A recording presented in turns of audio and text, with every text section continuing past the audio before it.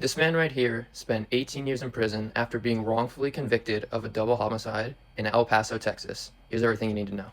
On April 10th, 1993, four teenagers were walking home from a party when a car pulled up beside them and someone opened fire in a drive-by unaliving, which unalived 17-year-old Armando Lazo and 18-year-old Robert England.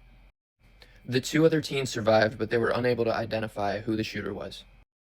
The two surviving teens couldn't even give a solid description of the vehicle that had shot at them. With little to no physical evidence, the investigators began looking for suspects, and they eventually focused in on Daniel Villegas, who was just 16 years old at the time. This began after Villegas' cousin allegedly told investigators that Villegas bragged about a shooting.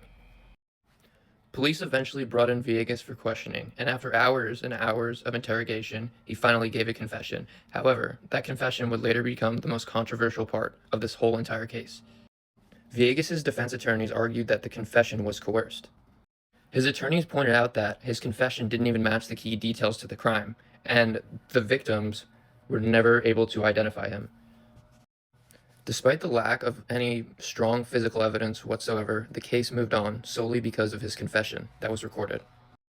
Villegas first went to trial in 1994, which ended up ending in a mistrial, but in 1995 the prosecutors eventually secured a conviction. Villegas was eventually sentenced to life in prison without the possibility of parole. In 2013, a judge finally granted Villegas another chance at freedom by giving him a new trial. After hearing all of the evidence, the jury found Daniel Villegas not guilty, effectively clearing him more than 18 years after he was first arrested.